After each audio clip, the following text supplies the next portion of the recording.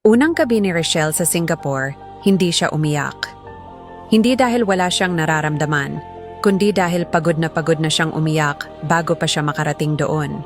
Nakaupo lang siya sa tabi ng bintana ng maliit niyang inuupahang kwarto. Pinapanood ang mga ilaw ng lungsod na tila walang katapusan. Sa ibaba, may mga taong naglalakad na parang walang iniisip. May tumatawa, may nagmamadali, may umuuwi sa pamilyang naghihintay. At habang pinagmamasdan niya ang lahat ng iyon, doon niya unang naramdaman ang kakaibang pakiramdam. Parang may natapos, pero wala pang nagsisimula. Hindi siya pumunta sa Singapore para magbakasyon. Hindi rin para maghanap ng bagong pag-ibig. Pumunta siya roon para lumayo. Lumayo sa lugar kung saan halos lahat ng kalsada ay may alaala. Lumayo sa mga lugar na saksi sa mga pangakong binitiwan sa kanya. Lumayo sa relasyong matagal na niyang ipinaglaban, kahit siya na lang ang lumalaban. Sa Pilipinas, kilala siya bilang matatag. Yung babaeng hindi agad sumusuko. Yung babaeng kayang maghintay kahit walang malinaw na kasiguruhan. Yung babaeng marunong umintindi kahit siya na ang nasasaktan. Madalas siyang purihin dahil sa tibay niya, pero walang nakakaalam kung gaano kabigat ang pagiging ganoon. Matagal niyang pinaniwalaan na ang pagmamahal ay pagtitiis, na kapag mahal mo, kailangan mong maghintay, kailangan mong umunawa, kailangan mong mag-adjust, hanggang sa hindi na niya namalayan na siya na lang ang palaging nag-a-adjust. Siya na lang ang palaging umiintindi. Siya na lang ang palaging nagbabawas ng sarili para magkasya sa kwento ng iba.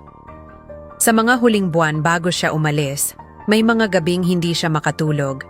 Nakahiga siya, nakatingin sa kisame, at paulit-ulit na tinatanong ang sarili, kulang ba ako? May mali ba sa akin? Bakit parang hindi sapat ang lahat ng ibinibigay ko? Pero tuwing umaga, babangon siya at pipiliing maniwala ulit. Dahil mahal niya, dahil umaasa siya, dahil ayaw niyang masayang ang lahat ng taon na inilaan niya. Hanggang sa dumating ang gabi sa Singapore na hindi niya inaasahan. Tahimik ang kwarto. Mahina ang ilaw. Pagod ang katawan niya sa unang linggo ng bagong trabaho. Habang nakahiga siya, may napansin siyang mensahe. Isang detalye na hindi niya hinanap. Isang impormasyon na hindi niya inaasahang makita.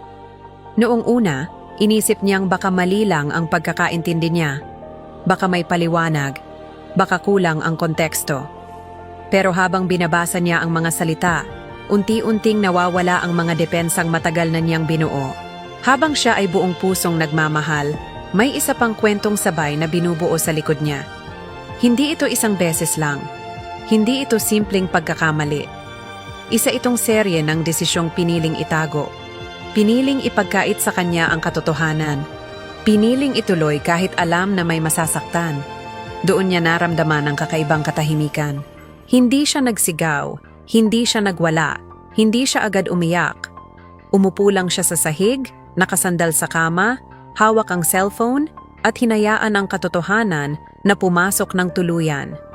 At sa unang pagkakataon, hindi niya sinisi ang sarili niya. Hindi siya ang kulang. Hindi siya ang hindi sapat. Hindi siya ang mali. Pinili lang talaga siyang hindi piliin. Mas masakit iyon kaysa sa anumang paliwanag. Kinabukasan, tumawag ang taong minsang sentro ng mundo niya. May paliwanag daw. May dahilan. May mga salitang gustong ayusin ang nasira. Tahimik siyang nakinig.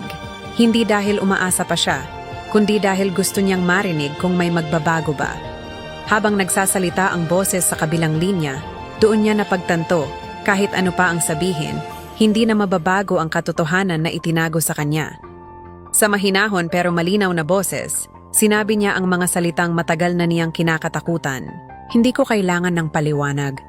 Kailangan ko lang ng katotohanan. At nakuha ko na. Hindi siya galit, hindi siya nanginginig, hindi siya umiiyak habang nagsasalita. Klaro lang. Pagkababa ng tawag, hindi siya gumuho. Sa halip tumayo siya, lumapit sa bintana, huminga ng malalim. Sa unang pagkakataon, parang may naalis na mabigat sa dibdib niya.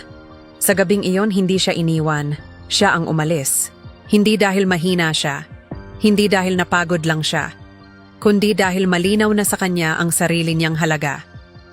May nalaman siyang hindi dapat niyang malaman. Pero iyon ang nagpalaya sa kanya. Kung hindi niya nalaman, baka hanggang ngayon, naghihintay pa rin siya, umaasang may magbabago. Umaasang balang araw pipiliin din siya ng buo. Pero ngayon, hindi na siya naghihintay. Habang naglalakad siya sa mga kalsada ng Singapore, hindi na siya yung babaeng tumatakbo palayo sa sakit.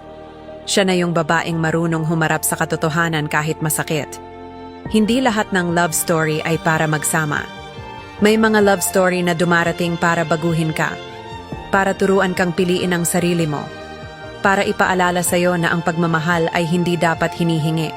At habang nakatayo siya sa ilalim ng ilaw ng lungsod, hindi siya ngumiti, hindi siya nagdrama. Tahimik lang siyang tumingin sa malayo. Mas malinaw na ang lahat.